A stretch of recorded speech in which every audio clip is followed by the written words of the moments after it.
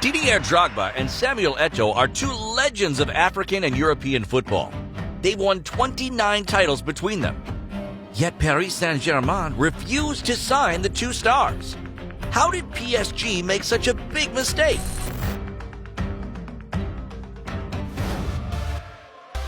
Samuel Eto'S legend precedes him. The Cameroonian has had huge success in his career. But before all this, Eto'S had to fight to achieve his dream. I made a bad decision, like all young Africans who dream of making it in Europe. In 1995, aged 14, Eto'S left Cameroon to go to France. The teenager left everything behind him. His home, his friends, his family.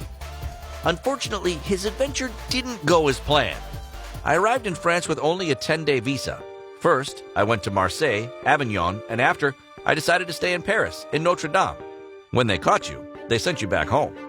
But Eto'S only had one thought in his mind: getting his break in football. His ambition meant he was willing to risk it all. I tried to take part in a trial organized by PSG. I was rejected at the entrance. Why didn't PSG give this talent a chance? Eto'S' visa was expired. Eto'S was limited in his movements without official documents. Despite his failure, the young man had to stay in the French capital for months. But the young man's dreams weren't crushed by this episode. Eto'S rallied in Spain, where he was finally able to show off his game and become the legend we all know. Sadly, Paris didn't learn their lesson. 2 years later, another phenomenon failed to make it through the club's doors: Didier Drogba. I felt like a piece of dirt. How did this happen to Drogba? In 1997, the Ivorian was making an impact with his club in the Paris region. PSG were impressed. Drogba even went to their offices, where his agent was finalizing the transfer that the Ivorian had been dreaming of. $1,671 a month, 7 pairs of boots, 1 car. Drogba was within touching distance of his dream. He was sent to France aged 5 to achieve this destiny.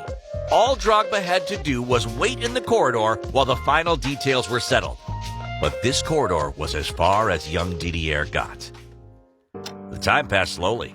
5 minutes became 10, then 20. No one came out. I started to have a bad feeling. What was happening? Where were they? Had they changed their minds? In reality, PSG tried to add a clause to Drogba's contract at the last minute. A decision which changed everything. No one showed me the least bit of interest. I felt like dirt.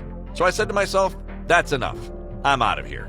The Ivorian striker eventually fled to the west of France and developed his game.